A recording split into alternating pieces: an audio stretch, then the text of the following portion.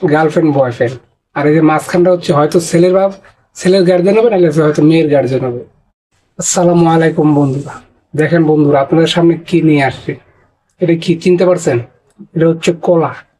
জীবনে বহুত কলা দেখছি, জীবন বহুত কলা দেখছি, যে জোড়া জোড়া লাগানো কলা, যে দুইটা একসাথে জোড়া লেগে থাকে।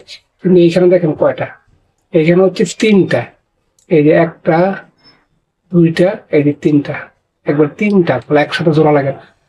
আপনাদের কাছে কি মনে হয় আমি জানি না, কিন্তু আমার কাছে দেখে মনে হয় কি জানেন, যে এরা দুইজন হচ্ছে গার্লফ্রেন্ড বয়ফ্রেন্ড। আর এই যে মাঝখানটা হচ্ছে হয়তো ছেলের বাপ, ছেলের গার্জেন হবে, নাহলে হয়তো মেয়ের গার্জেন হবে। মানে এটা হচ্ছে একটা দেয়াল, দেয়াল মানে দুইজনের মাঝখানে একটা দেয়াল তৈরি করে রাখছে। আর নাহলে ওরা দুইজনে একসাথে থাকবে, কিন্তু এইটা মাঝখান থেকে কোত্থেকে আসলো? এইটা মাঝখান থেকে কোত্থেকে আসলো? হ্যাঁ, ওরা দুইজন ওদের জীবন যেভাবে সুন্দর সেভাবে গড়ে তুলুক, কিন্তু সেইখানে মাঝখান থেকে এই যে গার্জিয়ান মানে খলনায়ক, যেটা তাকে বলো খলনায়ক, ওর আসার এখানে দরকার ছিল? কোনো দরকার ছিল? থাক না, ওরা দুইজন দুজনকে পছন্দ করে, ওরা দুইজন দুজনকে পছন্দ করে, করুক না, ওরা সুখের জীবন যাপন করুক।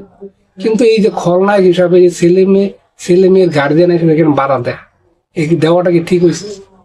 দেখেন তো, এই ওটা কিন্তু একটা, কিন্তু কলা হয়েছে তিনটা, দেখছেন? এই যে একটা, দুইটা, এই যে মাঝখানে একটা, তিন। কিন্তু এই যে এই পাশে দেখেন একবারে সমান সমান, হালকা একটু দেখা যায়, দেখতে পাচ্ছেন? আমি দেখে তো পুরাই অবাক।